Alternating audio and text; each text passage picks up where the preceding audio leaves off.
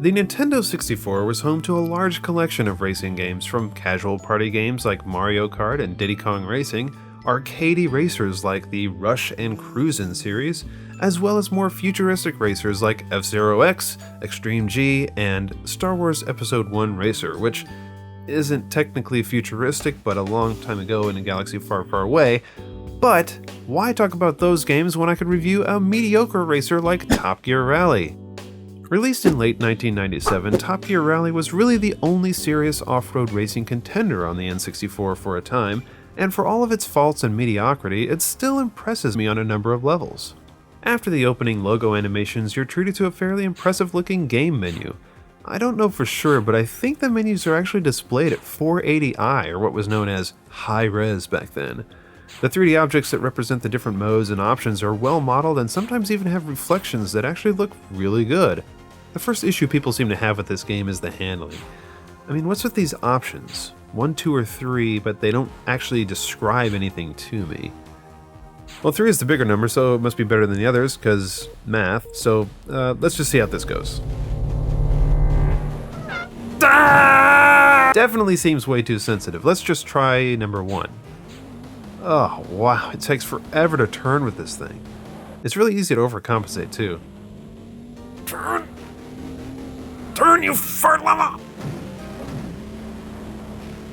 Even the middle option feels like driving a city bus, so you figure out pretty quickly that you just have to get used to the most sensitive option for the steering. To be fair, it doesn't matter that much when you start out since you'll be driving the slower cars, but once you get your hands on that Porsche, PS, you'll be twitching all over the road, especially at high speeds. Nevertheless, when you finally adapt to the controls, you'll find that while the steering seems floaty, the physics and the feeling of suspension in the car models is actually pretty impressive. It feels about right. As you can see, the crashes can be pretty spectacular. When this game came out, it marketed the fact that the cars could take damage, but in reality the car models just deform when you collide with things, and there's no performance hit to your vehicle, no matter how crazy the crash is. In an age when off-road racing games were still coming into their own, Top Gear Rally existed in something of a vacuum, allowing it to be as random as it wanted to be. That's kind of how I view the main championship mode. See, the gist is that you start each race at the back of a pack of 20 cars, and you have to overtake every one of them to place first. It doesn't make a whole lot of sense, but there you go. As you progress through the seasons, you play on more tracks, earn faster cars, and encounter harsher weather. To add to the weirdness of the game design, the tracks each have one or several different shortcuts or alternate paths that you can take that the computer players don't use, so it basically encourages cheating. It's weird things like this that cause Top Gear Rally to straddle a line between sim and arcade, in a time before that distinction was really very clear.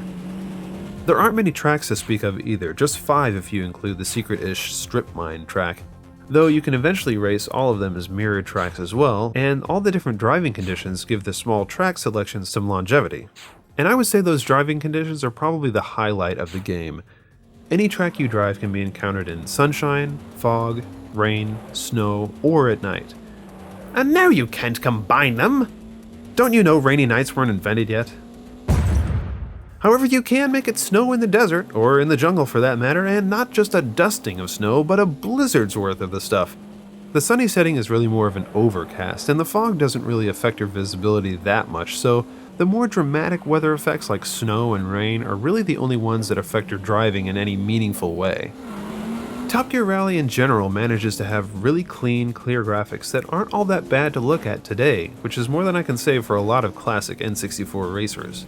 There are plenty of nice effects like dust getting kicked up behind your car, water and mud splashing from tires, and headlight effects at night or in the rain.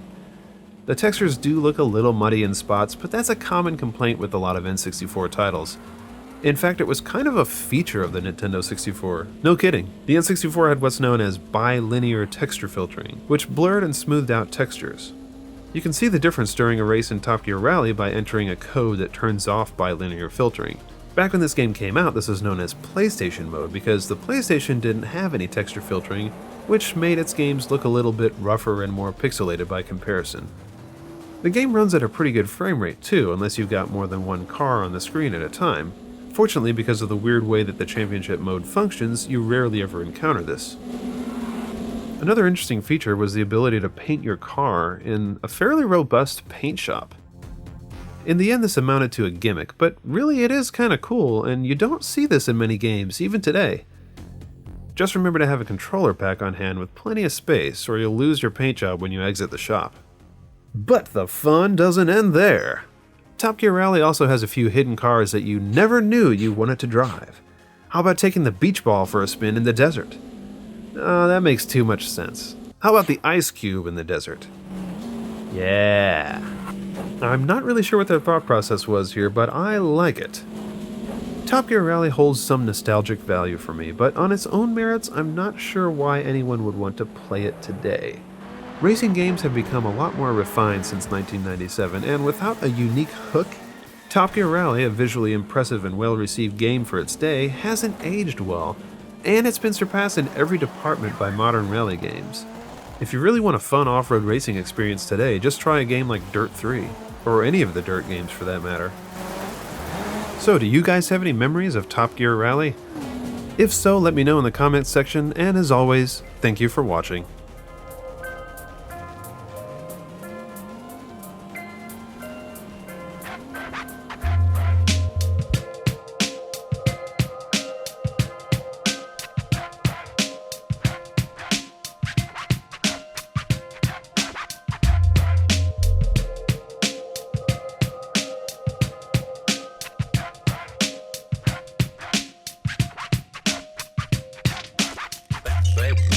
Play.